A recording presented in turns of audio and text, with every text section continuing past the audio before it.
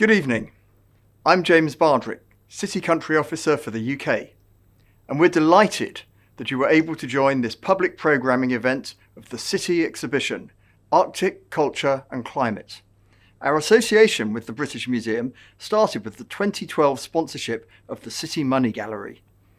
Telling the story of the very foundation and evolution of money over history was our way of marking the celebration of our own 200-year anniversary. In 2018, we embarked on the next chapter of our support as we launched the Citi Exhibition Series. This is our 5-year commitment to bringing to life the incredible world collection of the British Museum through special exhibitions. We see the British Museum as one of the most important global guardians of human history, and we truly value the fact that our support enables the museum to continue with its groundbreaking exhibitions and its renowned education programs. And as a global bank, our mission is simple. We responsibly provide financial services that enable growth and economic progress to the clients and communities that we serve. And that service spans over 160 markets globally, including the circumpolar north. And in staging the Citi exhibition, Arctic Culture and Climate, the museum is using the fabulous collection and many loans from the region to explore the sheer ingenuity and resilience of humankind. That incredible adaptability and resourcefulness has allowed the indigenous people of the Arctic to live in balance for nearly 30,000 years. But as we know, it's an existence and balance that is increasingly under threat. We believe that the show and its content can be additive to the conversation on climate change and a further rallying cry for humankind to use that same ingenuity and adaptability to tackle the challenges facing the Arctic region and our whole planet. Citi has been incorporating environmental, social and climate change into our financing for more than 20 years.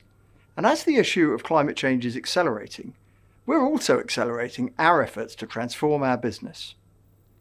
In July of this year, Citi released its 2025 Sustainable Progress Strategy.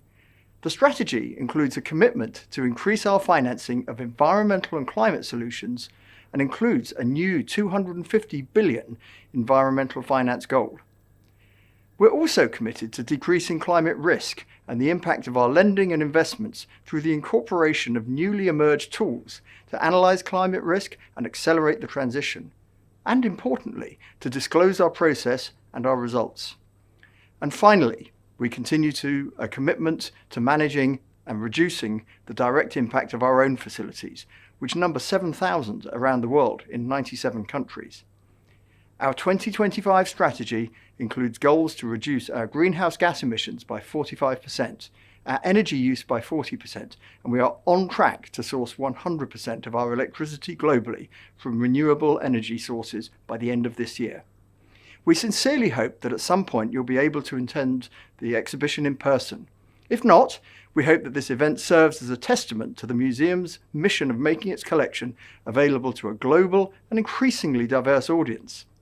And so without further ado, it really does give me great pleasure to welcome to the virtual stage Professor Julia Black, President-elect of the British Academy, who are the organisational partners of today's event, as well as former Governor of the Bank of England and Special Envoy for Climate Action and Finance, Mark Carney, for a discussion about how, when and if the world really can become net carbon zero. Professor Black, over to you.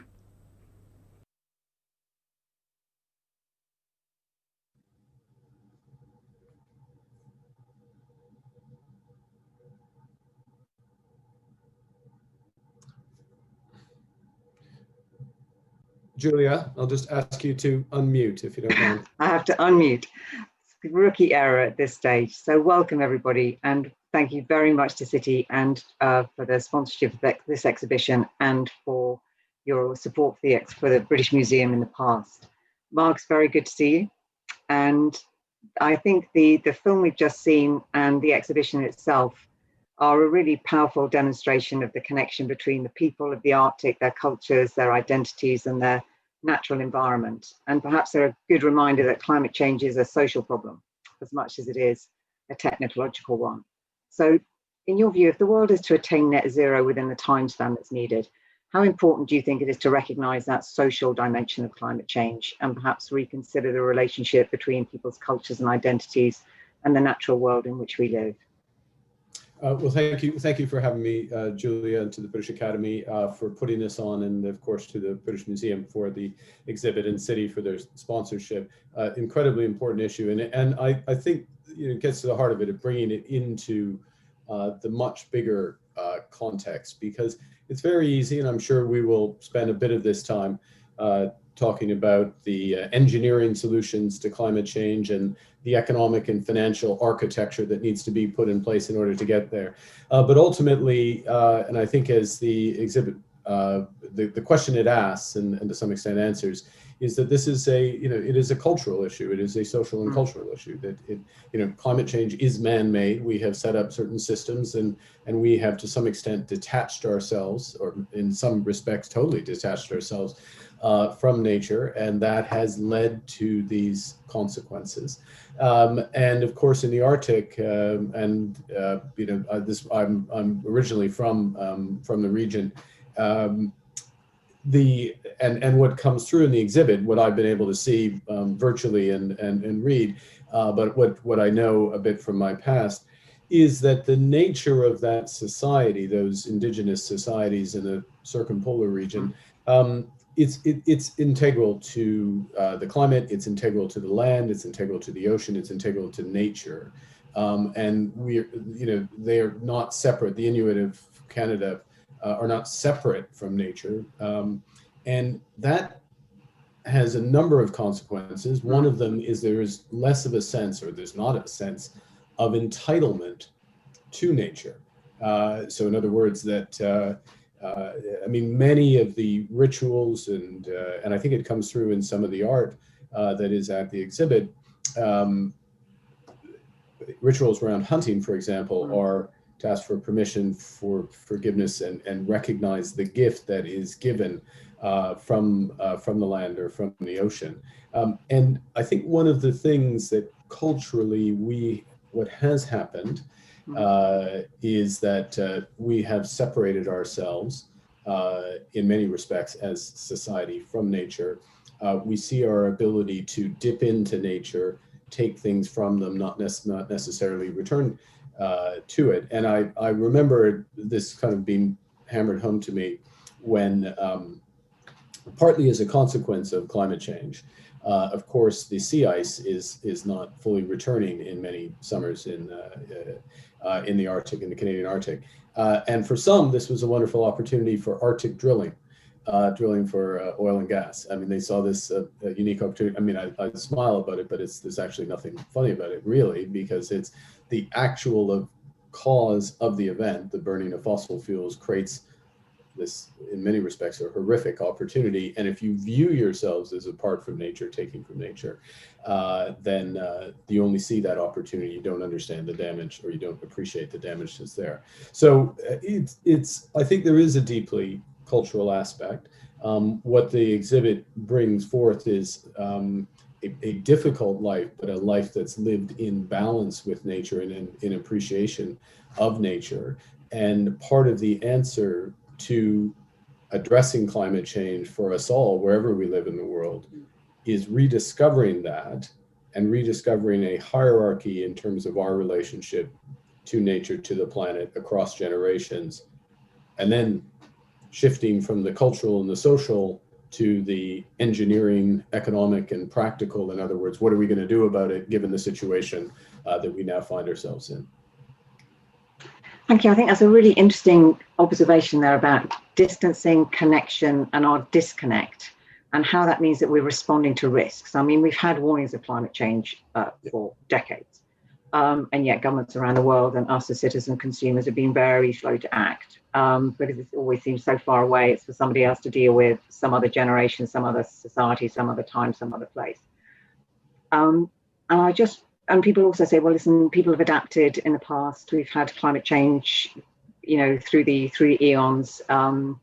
It's adapted, we'll adapt again. So I'm just wondering, from your reflections, what can we learn from how we have and haven't responded to climate change, and indeed to other types of risks, for how we need to respond right now, how we need to change and to respond right now?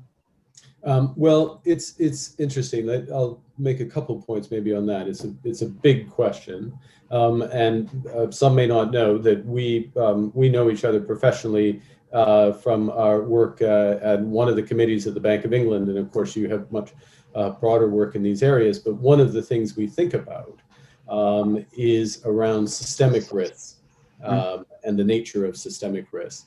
And and of course, the classic risk, with some of those watching may remember, a classic manifestation of that was in the financial crisis of 12 years ago. It seems a very long time ago now, but 12 years ago, where warnings were ignored, individual institutions only focused on individual transactions, not what was happening with the system as a whole. Those who were supposed to oversee it were a bit captured by the myth that finance was self-regulating, and that if you had markets on markets, all would be well. And in other words, not looking at the bigger picture and not looking across time. We had a terrible crisis, great pain, great lost decade effectively in the United Kingdom amongst elsewhere. And the response to that has been a series of regulations and steps that have made it less likely to happen again. And in fact, with the COVID crisis, I think we've seen some of the strength of the financial system. But with that long preamble, I'm always very conscious, and I know you are as well, and our colleagues at the bank, is that this is the time when, in the financial system, risks start to build up because you start to become complacent. The last financial crisis was a long time ago. We lived through this one.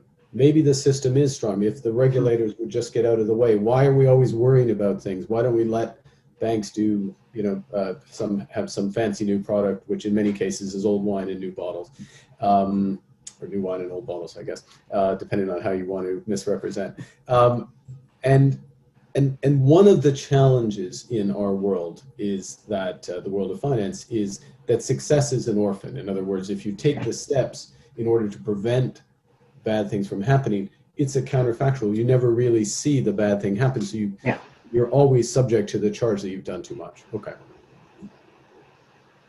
With climate, we have had similar issues. There's been very clear, I think, for those who followed it, very clear science in building risks in the system, but it's not tangible every day.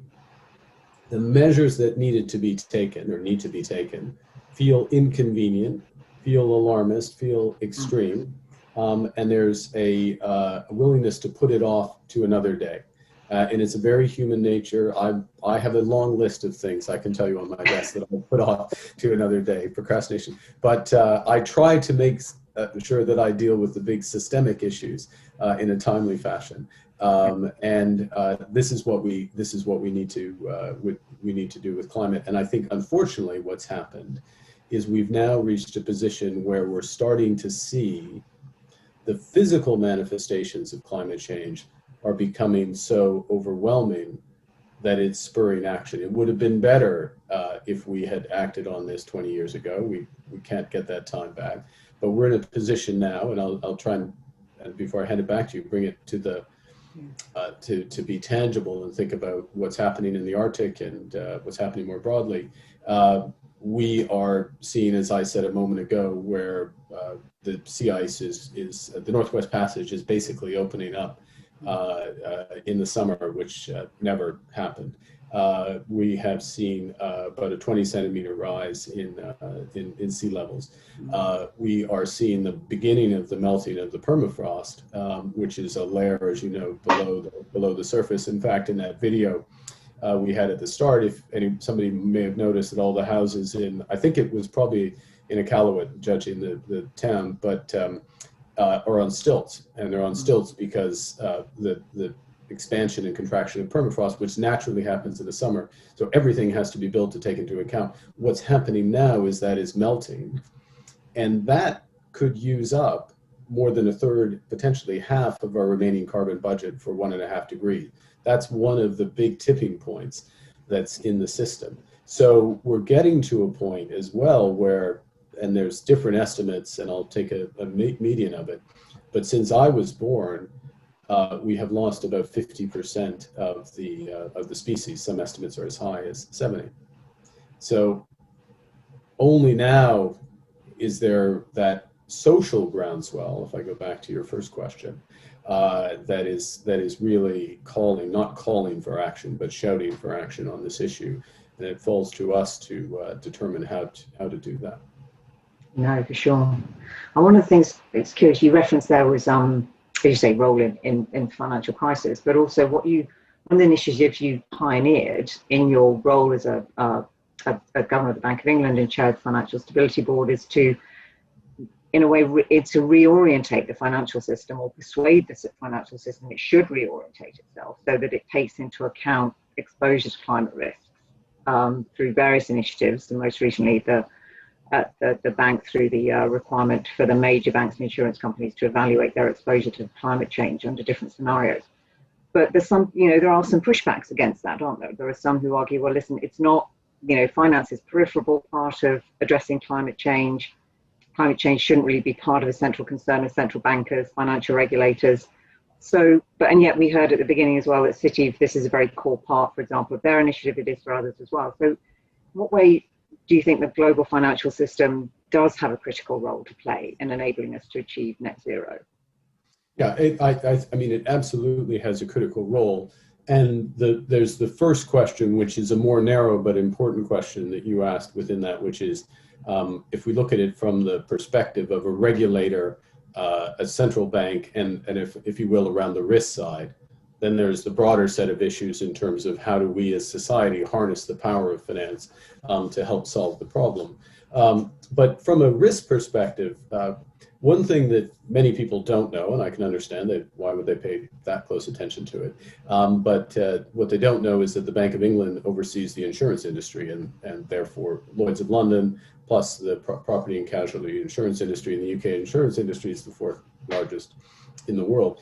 If you oversee the insurance industry, if you underwrite risk for property and for natural disasters, you are the experts in climate change.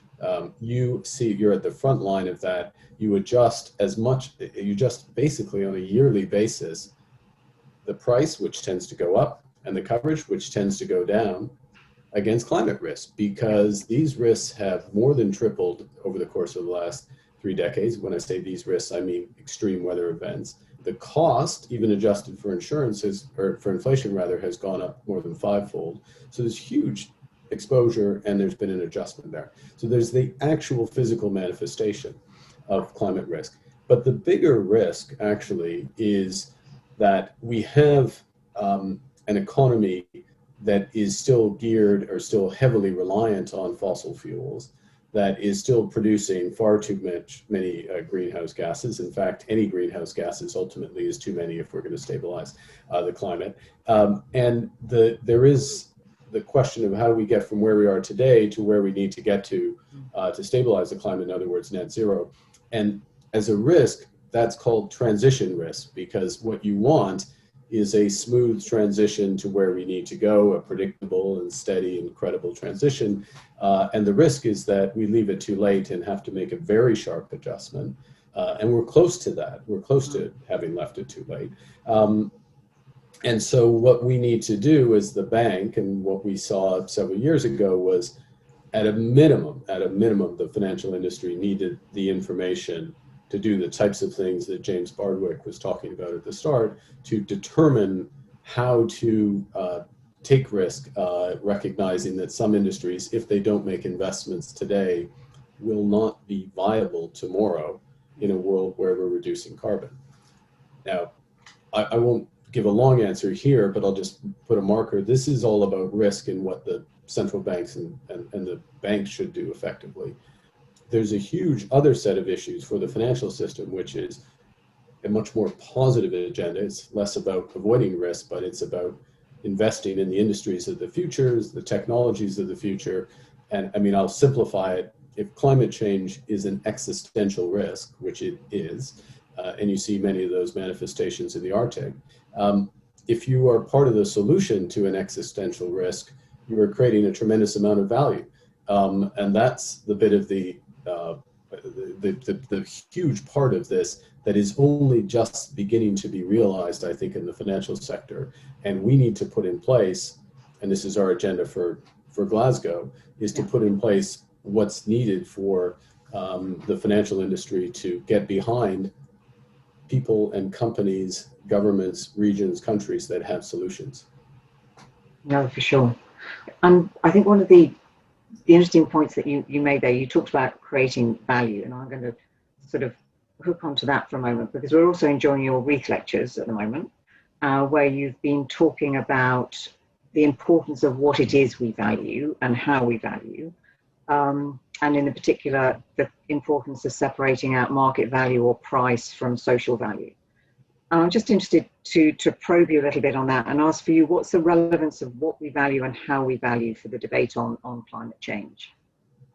Yeah, it's so much of what is being destroyed is not valued, not explicitly valued. So I referenced biodiversity a moment ago in terms of numbers of species lost, and there's not a price tag on those species. And we can come back to the value of whether or not one would put a price tag on it, but that's not valued. And in fact, it's really only been as physical capital, real estate, ports, sea lines, coastlines have been damaged because of climate change, that it's become very present and apparent. I mean, we had these horrible wildfires, if we remember. I mean, it's only a year ago we had these wildfires in Australia, as an example, where there was tremendous ecological destruction, but there was also just fundamental physical destruction as well.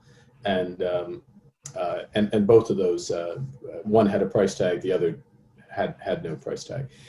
So there is an issue in terms of how what's in the market, in other words, what's valued, and what the urgency that's created when something that has a pound value or dollar value on it is destroyed or at risk, and that creates, versus that which is more intangible, more sacred, which isn't in the market, and is not formally valued. That's the first thing. The second is, we are all, I go back to my procrastination point, or we all have issues in terms of discounting the future, taking action for the future, and how much we value the future, and how much we value the planet we're leaving to the next generation, for example, and how tangible is that sentiment. I mean, I think we all have the sentiment, but what actions are we actually going to take consistent with that? And I think the third thing, which I try to get across in the Wreath lectures, is that there's a very economic way of, there's a core economic way of looking at virtually any problem, which is to optimize against costs and benefits, and balance things out so that the benefit, the marginal benefit you're receiving, is just the same as the marginal cost of the activity. And there's a lot of merit in that approach, but it falls down on issues of fundamental value. It falls down on issues, for example, in my judgment, around COVID and the crisis we're going through. We're not marginally trading off a pound value of somebody's life versus a pound of GDP. Society has made that judgment, and I fully support it. We're protecting as many lives as possible, and then within that hierarchy, trying to create as much activity and preserve as many jobs and livelihoods subject to that. For a very long period of time, my whole life, certainly, while we've been aware of the issues around climate change, we have in effect been trading off planet and profit, and getting the value, optimizing against the two. I think we're now moving to a position, and it's credit to people, social movements ultimately manifesting, and ultimately governments following that, to say we have a clear objective, a hierarchy of value. We have a clear objective. We're going to address climate change. The law of the land in this country is net zero by 2050. It's becoming the law of land in the country I'm in right now, Canada. They've just introduced the legislation. There's 124 other countries that have net zero objectives. President-elect Biden has made it clear that he intends to have a net zero objective. So the world's coming together and saying, okay, it's not planet versus profit, it's planet first, get to net zero. How can the market and others, government, but also the market, serve achieving that goal?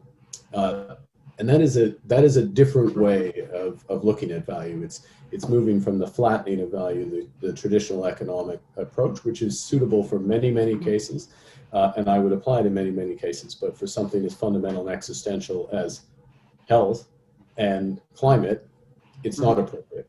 And it's to the credit of people that when they were pressed earlier this year with the health crisis, they very clearly chose health of people they didn't know, and also to their credit that the similar thing has happened now with climate.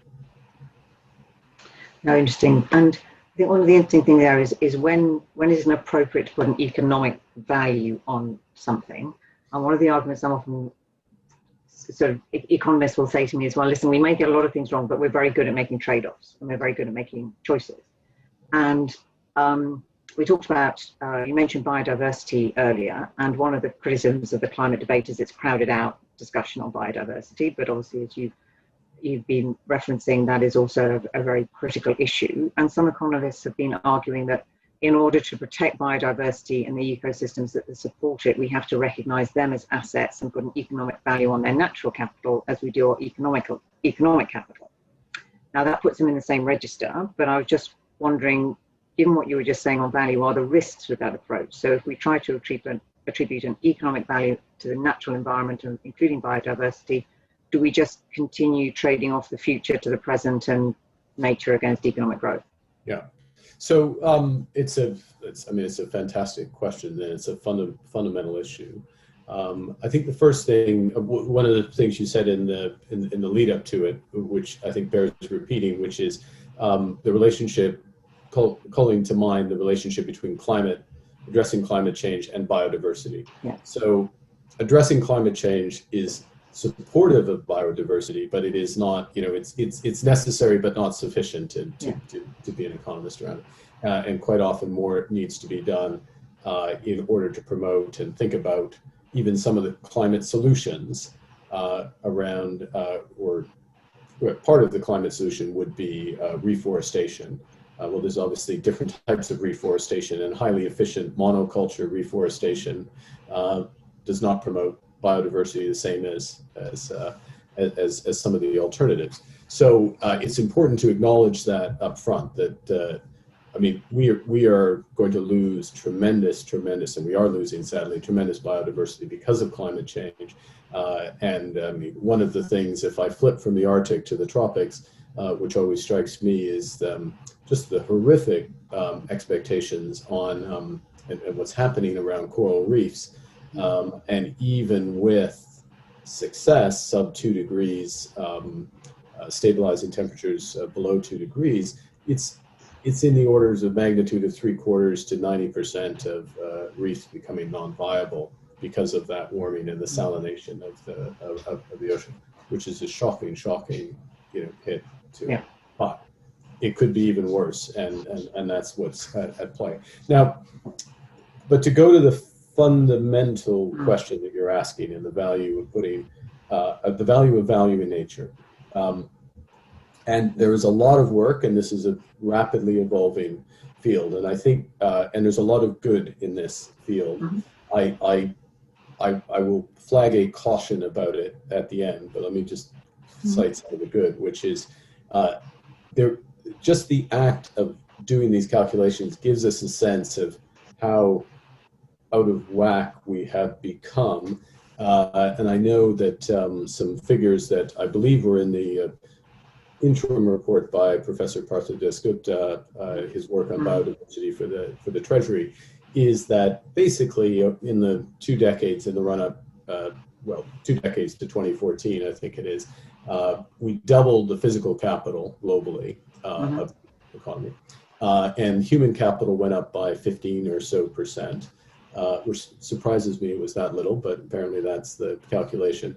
But our natural capital went down by at least 40% in 20 years.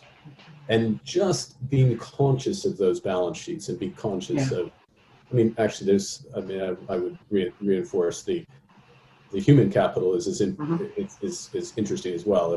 Let's take that as accurate, but being conscious of the natural capital balance sheet, whether it's in, you know, a county or the UK or globally, and judgments being made about whether or not governments or companies are subtracting or adding to that natural capital. In other words, do they view themselves, to go back to where we started, apart from nature or part of nature, integrated to nature? You know, can you just take? So I think there is tremendous value to that. There is also value, and Hank Paulson, former Treasury Secretary, has done some work through his institute on estimates of the proportion of the global economy that is nature dependent, partially or wholly nature dependent, and it's virtually half. Now, that's not entirely surprising given the weight of agriculture, but I mean, it tells you that if there's material climate change, you have that effect on a substantial proportion of the economy. But I still haven't answered your core question, which is, I've said a lot, but I haven't answered the question. And normally, as a central bank governor, I would just stop here and say, "Oh, look." I think that I think there is great value in these valuations. I think it's dangerous to mix financial valuations with the secular and the sacred in this regard, and I feel that the discipline of accounting for whether we're adding or subtracting from biodiversity is quite valuable. I think that as you merge the two, I mean, quite clearly we'll get into situations where the value of a certain species of newt will be £1 billion, and the net present value of my profits if I destroy the newt are £1.1 billion. And am I so confident in that valuation that it justifies? That's one issue. The second issue is that if you merge all of these values, there's judgments in making these values, but if you merge all these values, and you end up with one true number, which is, or what's viewed as one true number, a profit or a loss, you've missed all of the assumptions and the judgments that are made up the chain, which makes it more difficult. I will, though, come back. Maybe I'll let you take back control of the, so to speak, of the conversation, and I'll come back to an aspect of this if we have time. Around markets. Sure. So listen, we've covered a huge amount of ground, and just before we open up the Q&A, I just wanted to ask you one last question. And just for those who are listening, if you do want to ask a question, then just use the chat function, the Q&A function, and I'll be able to put those to Mark. But just once, I suppose we've covered a huge amount of ground, and I just want to, and the problems are vast and extremely complicated. So I just wanted to ask you the really straightforward question of what are the 2 or 3 most important things that government and societies need to do right now to mobilize the kind of transformative system-wide changes that we need in order to reach net zero and protect our environment and biodiversity? Yeah, I think some of this has been done in the UK, but since it's the projection, this can project more broadly, and we're hosting the world. For COP, I think we should say the following. First is make it absolutely clear what the objective is. So in other words, this hierarchy of objectives, and that we're going for net zero, and net zero that's consistent with 1.5 degrees, and that because that becomes that orients what is expected of the country as a whole. So if where I'm in Canada, some of the debate has been, well, does Canada have a sufficient plan in order to meet net zero, to be on track for net zero? And the judgment has been that it hasn't, and part of the reason is for recent government actions here have been because of that judgment, and it's the discipline of that focus. And where it extends to is into the financial sector and the real economy. So the first is to have that objective. I think the second is to ask of our companies, what's your plan? So what's your plan for net zero? Because you really, as a company, have a choice if you're operating in any of the 126 countries in the world, and I would argue full stop.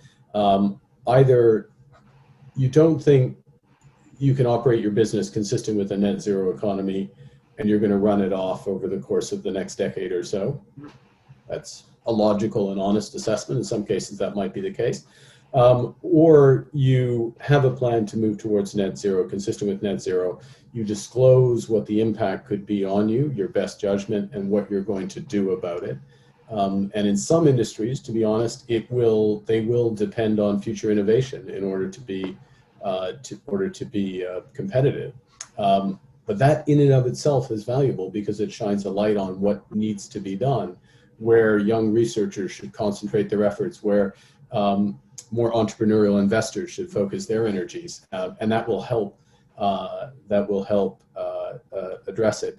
I mean, and to be honest, the third option is that for a company is to, if they don't have a plan and they're not explicitly running down their company, they're basically saying they're separate from society. So not only are they separate from the economy, they're separate from society and their objective. And I think we can judge the merits of those institutions. And the third thing is, I think we all need to do, is that what society needs to do is we need to organize our financial system in a way that it is relentlessly focused on this issue, that it recognizes that it's one of the biggest drivers of value in companies and risks in companies. And since it's all of our money, everyone listening, it's your money ultimately, whether it's in a pension pot, a big bank, your own ISA as you invest, it's your money. And so ask the question, what's your plan? What's your plan for the bank or building society in terms of net zero? What's the plan for if I invest in a company? Do they have a plan for net zero? Or if I work for a company or an organization, what's the plan? And just having that singular focus, and that's what drives change, and that's what makes it tangible at the local level. And of course, what it also does is it turns a problem into an opportunity, because people are focused on what needs to be done in order to achieve it. And I'm optimistic in that I think we're seeing some of that dynamic already. Thank you very much for that. And right, so I'm now going to turn over to questions. And Mark, as you can imagine, we've got a whole stack of questions which have been coming in. I'm going to pick up one just on the, it always arises, and it goes to the companies and what's your plan. And this time it's in relation to those oil and gas companies, BP and Shell, in terms of their ambitions for net zero whilst continuing to invest in exploration for hydrocarbons. And so very question which is coming in from a number of what are the steps that need to be taken in relation to those fossil fuel companies in particular, in relation to their own activities and delivering plans aligned with net zero. Yeah, well, I think it's a great question, and it's a hugely important question. And it's a question where we're only starting to get the answers to, or at least the information with which we can make judgments, whether it's the questioner, you or I, the institutions where we put our money, society, stakeholders as a whole. We're starting from the position we're in, where we have a fossil fuel, hydrocarbon dependent economy. We need to rapidly get to renewable economy, effectively electrify everything we can and make all of electrification renewable. Some of these companies may be part of the solution, the conditional, that not saying they will be part of the solution, they may be part of the solution.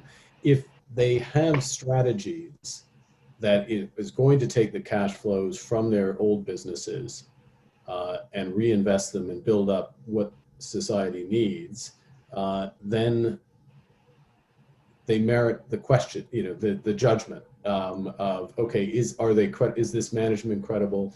Is the strategy credible? And is it better to back that strategy as part of the solution? And I'm not obviously going to endorse a particular company here or there. It wouldn't be appropriate. In some cases, the answer may well be yes. In other cases, it will be no.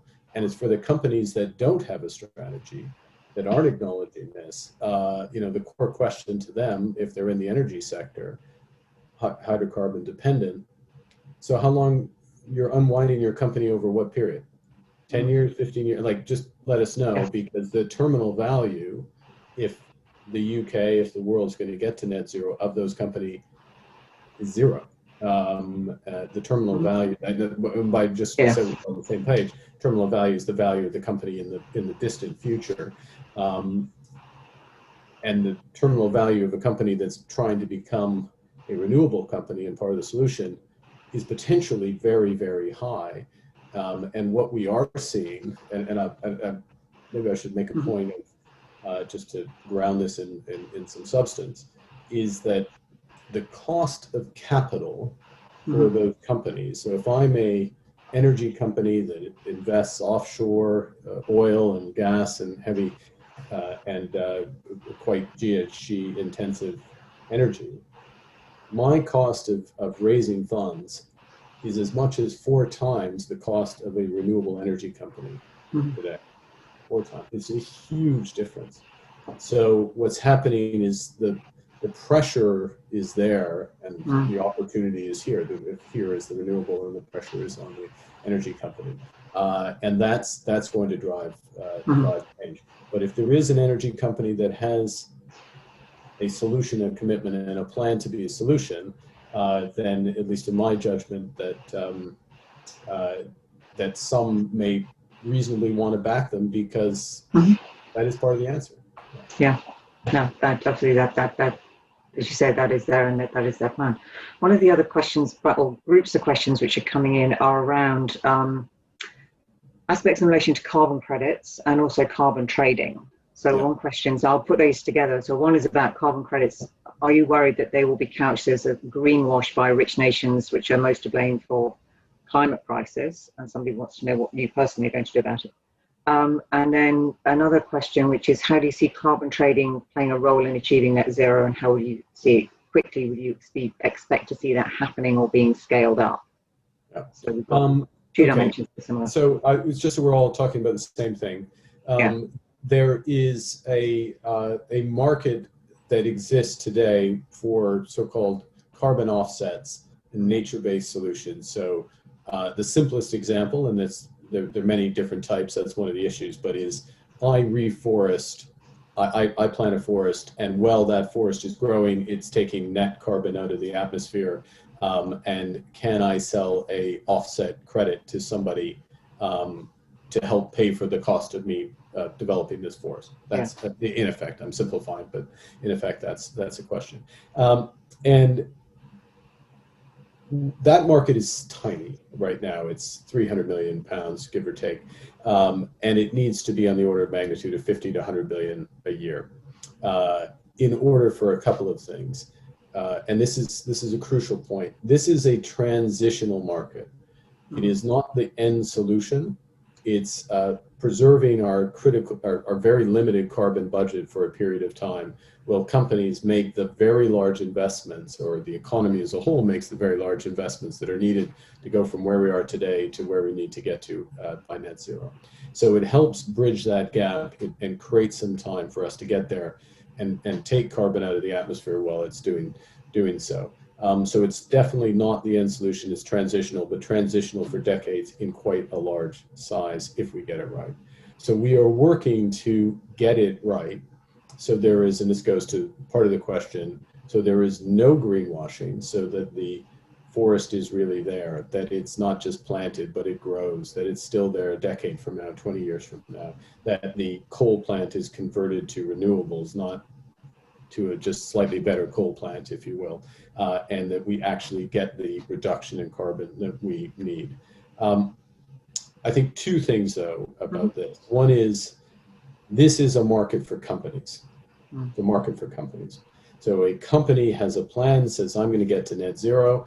By the way, Julia, it's going to take me 10 years to turn off this plant, build up the new plant that runs on hydrogen, and I'm going to, do X with my power. It is going to take a bit of time. But in the meantime, while I'm making those investments, I am going to be reducing my carbon footprint because I'm going to be buying these offsets. But when I put that in my annual report, you know this well, it better be there. It can't be there and then gone tomorrow. It cannot be greenwashing. It has to be real. We need a professional market. That's the first thing. Second is, a lot of these investments will be in developing economies, because that will be the cheapest and most effective way to reduce carbon. And that is hugely beneficial. And the third thing, to go back to our biodiversity discussion, is actually what I expect we will see is the core of this market it's all about taking carbon out of the atmosphere.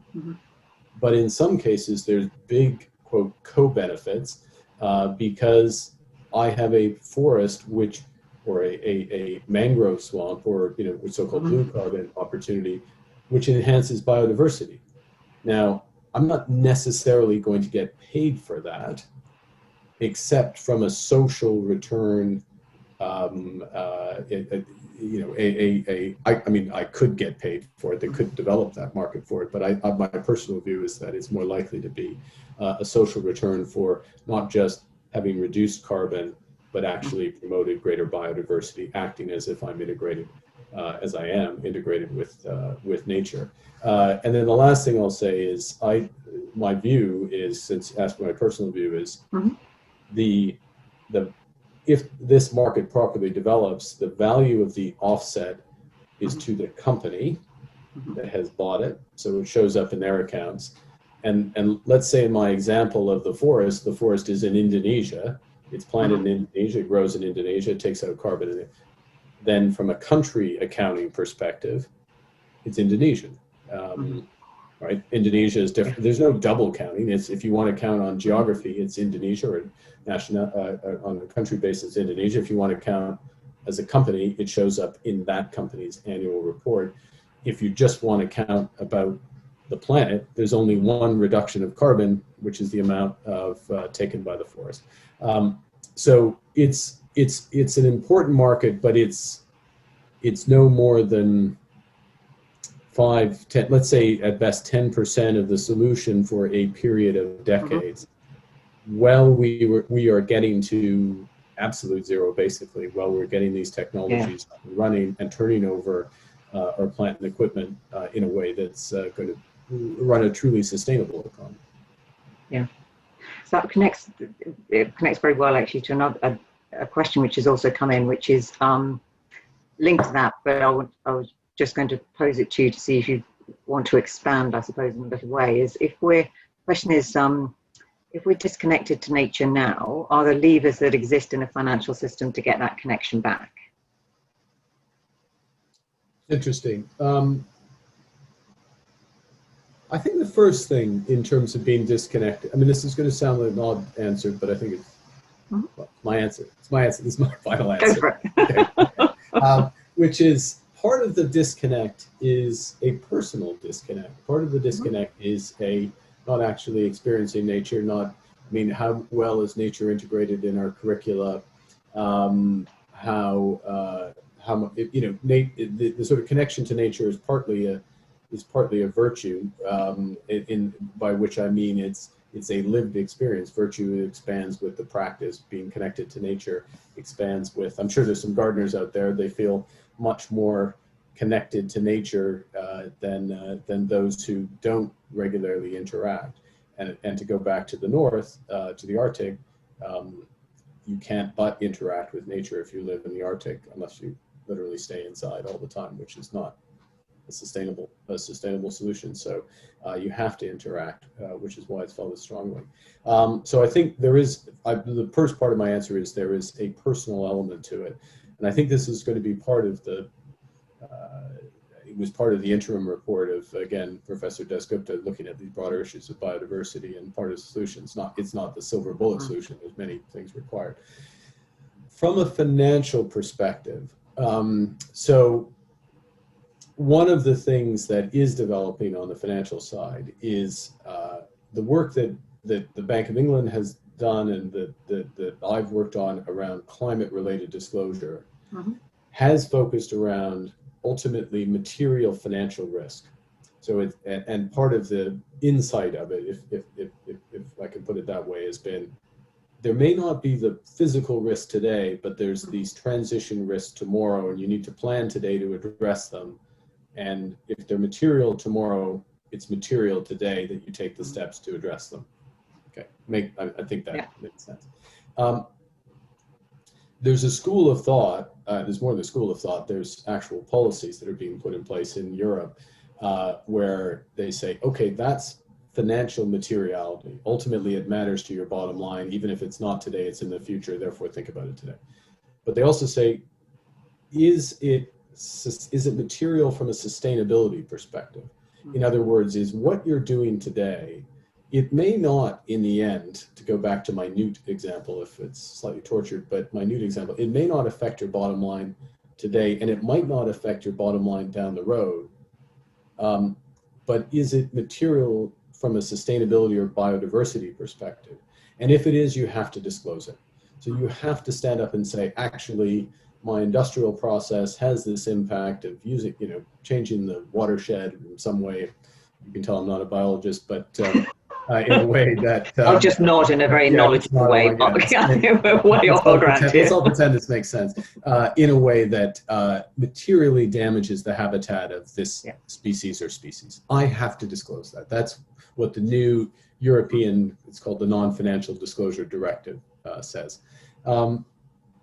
Well, okay, then in the financial system, you have that information.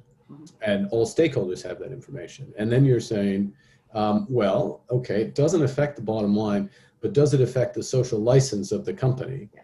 Could it affect the social license of the company down the road? And if so, if you're having this material impact on sustainability, biodiversity, shouldn't you do something about it? And then that sets up a mechanism by which something is dynamically material, to use a fancy term for something which is just obvious, is the knowledge by stakeholders of this impact causes a reaction. And that is one way. So I'm giving a very personal level answer, which is actually the way to be connected with nature is actually to smell the flowers, literally, or plant the flowers and smell the flowers. But then this more formal way, which would move through the financial system. Yeah, no, I can see that. Now, so the question has also come in because we've been focusing there quite a lot on companies and then how people respond to that information and the idea that they will then incorporate that information in making their choices, and then our asset allocation will shift its balance to move towards the new societal goal and our new hierarchy of values. But one of the questions that has come in, and again, very pertinent, relevant question, which is somebody asking they're interested to hear how you think we could manage to persuade people in wealthy nations that actually our lifestyles need to change. Our long-haul flights, our meat consumption, our energy consumption, etc. That actually it's us also that needs to change. We can't hand this over just to companies or to others or to governments to make those choices. How do we drive that home to us all as individuals? Yeah, I think it starts with awareness,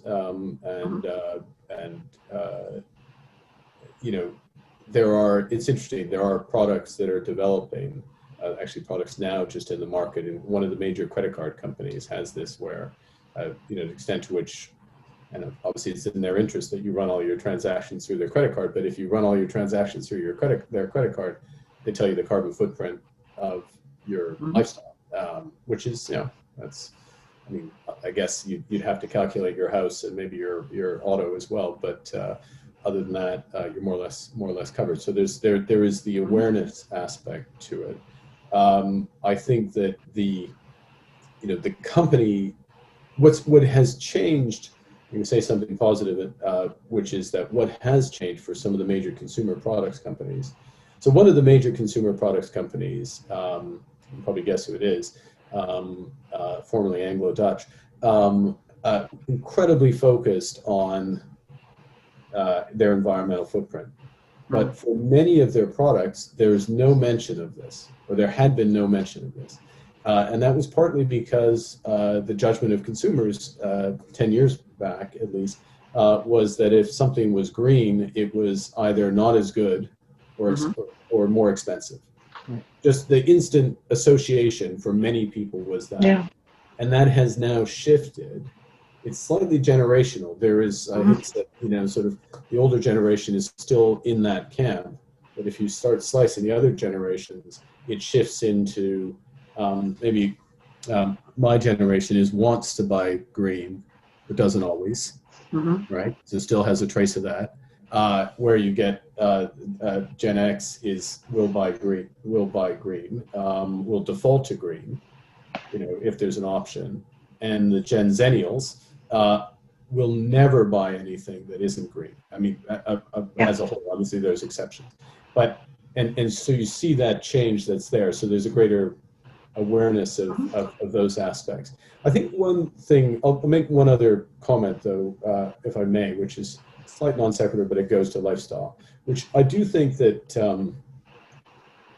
there are elements of identity. There's hierarchy of how we remove, we make progress, and then there's there's elements of identity, and there's certain aspects of lifestyle, and I don't mean jetting around the world and having massive carbon footprints, but around diet and others, which are important, but they are not yet decisive in terms of, there are some big low-hanging fruit that come first, and then some aspects of diet go straight to identity, certain cultures or ways of people, and it's just not clear to me, and I'm just being transparent, it's not like my view on this matters, but that's the first thing I would go for, which is to tell people you've got to radically change your lifestyle in order for us to survive. There are things you can do to reduce it, and there are big things we need to do in our economy in order to reduce it. There's going to have to be changes. And in the fullness of time, yes, we're going to have to move to with society more plant-based and other diets to be consistent. It's just, I'm not sure I would start with that. The question didn't start with that, but I'm just volunteering. Sure. No, for sure. So listen, Mark, we have many more questions than we'll be able to answer. So, but we're running up against time. So this is going to be the last question, but it's one which invites you to be optimistic. It asks, what makes you most optimistic about the future? And in particular, going to that younger generation point that you raised, and the question is, what would you say to the younger generation who feel frustrated that we, those of our generation, haven't dealt with these issues to date? I would. Sorry. No, it's fair. It's fair. Well, first off, I do think that movements like Fridays for Futures have had an enormous impact, and in a way that I think one of the things, partly a tipping point on social movements and activity, including of governments, but also. And it's on a personal level, but it's on a mass personal level, if I can put it that way.